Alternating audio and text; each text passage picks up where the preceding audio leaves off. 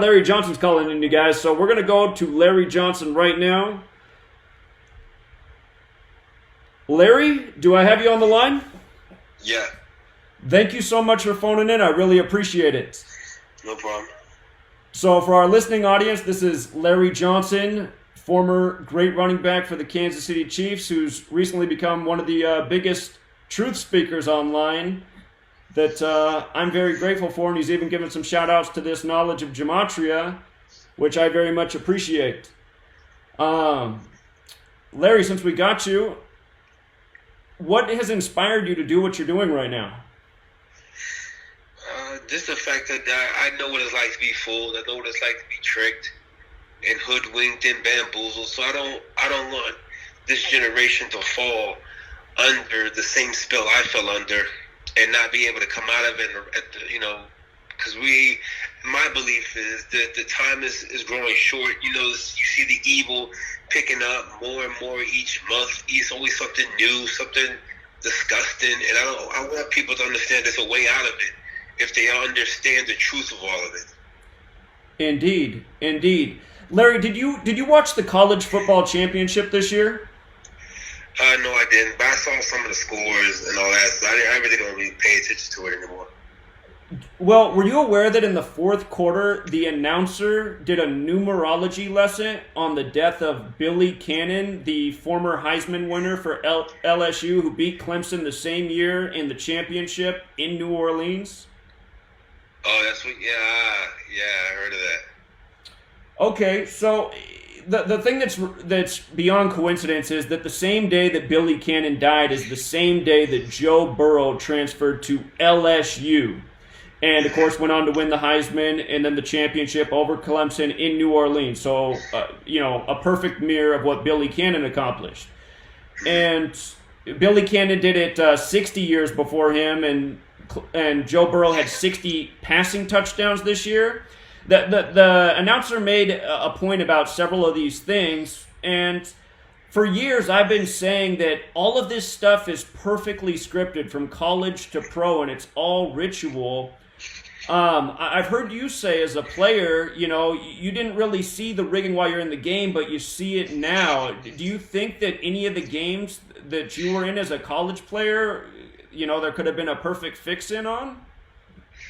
I wouldn't say it, not in college, because we weren't really ranked. I think that stuff only kind of happens with teams that are ranked, and it's supposed to convey some type of weird message under this matrix.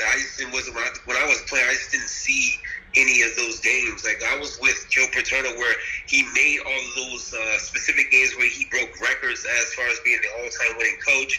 I was with him, and none of those games seemed fixed. Those games seemed like, anything was done with them. I don't know. Like, being a player, you are under the matrix. You're under this system where you can't even tell what's going on. You just feel like you're playing and everything is the plays. And when you get to the league, you feel like, oh, guys are making, plays. And when you look at the game now, you can tell something's not right. And it seems to get more and more far-fetched every year, if you will. Just the incredible comebacks. And, I hear what you're saying. So, Larry, just so you know, when you called in, we're getting close to the commercial break. We got quick commercial breaks. It's coming up in 3 minutes.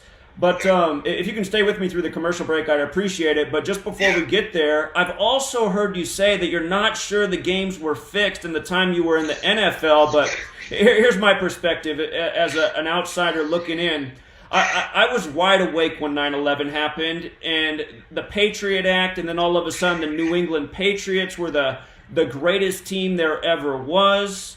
And I just thought, look at it. I mean, 9/11, Patriot Act, Patriots. Drew Bledsoe's career is ended by a New York Jet with the Patriots, essentially. Like the New York Jets took down the towers, and they look like massive 11s in New York, the 11th state, on the 11th of the month, and Bledsoe wore 11.